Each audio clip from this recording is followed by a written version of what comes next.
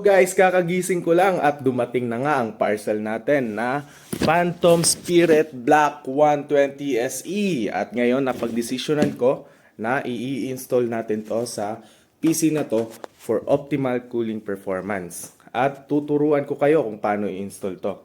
Let's go! Hi guys, so eto yung before at eto naman yung after. So i-unbox muna natin siya guys. Meron siyang CPU cooler, dalawang CPU fan, brackets, standoffs, and backplates. At meron din siyang Y-fan cable splitter. So, at meron din CPU fan clip. So guys, dalawa yung backplate niya, pero yung pipiliin natin is yung LGA 1700 kasi yun yung compatible sa motherboard natin. Same din sa brackets niya. Yung brackets niyang kukunin natin is yung for LGA 1700 din.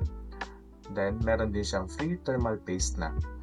At ganun din sa standoffs. Yung pipiliin natin dyan is yung color blue kasi yun yung compatible sa motherboard natin na LGA 1700.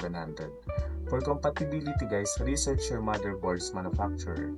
So, ayan na nga guys. Ito na nga yung mga contents ng products natin. Okay, so ikakabit na natin to guys. Tinanggal ko muna yung glass niya at yung screw ng graphic cards niya, pati yung wire na 8-pin plus 6-pin na wire. So matapos kong tanggalin, susunod kong itanggal yung RAM.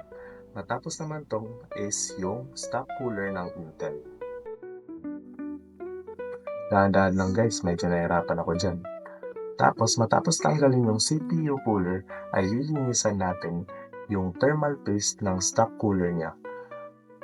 Gumamit lang ako dyan ng tissue paper at 99% isopropyl alcohol. Linisin lang natin ng maigi guys, para walang matirang residue ng lumang thermal paste. Matapos natin malinis yung CPU cooler ng thermal paste, ay ikakabit naman natin yung backplate ng CPU cooler. Tatanggalin lang natin yung sticker nito at ididikit ng maigi.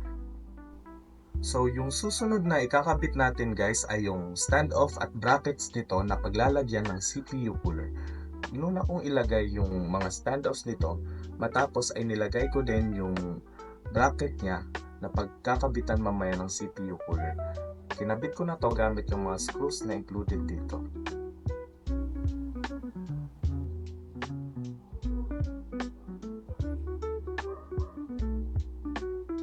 Matapos natin maikabit yung mga screws dito ay inilagay ko na din yung CPU thermal paste na included sa package.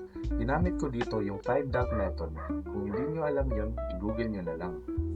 Matapos ay tatanggalin na din natin yung warning label sa CPU cooler at i-make sure natin na aligned yung CPU cooler sa screw ng CPU brackets para sa pag-install nito at paghigpit nito. Pagkatapos mahigpitan natin yung CPU cooler ay ibabalik na natin yung dalawang RAM. At pagkatapos natin maibalik ang dalawang RAM, isusunod na natin ikabit ay ang dalawang CPU fan sa CPU cooler. Ikabit lamang yung dalawang CPU fan clip sa magkabilang dulo sa dalawang fans.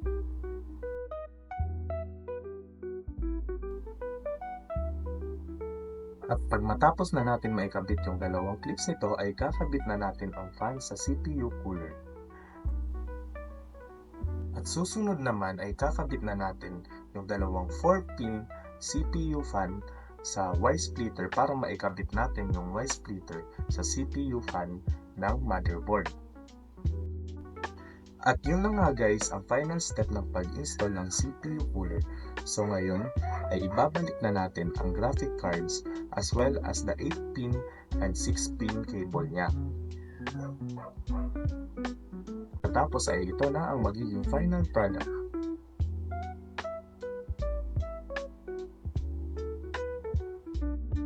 Thanks for watching. Sana makatulong. Ingat!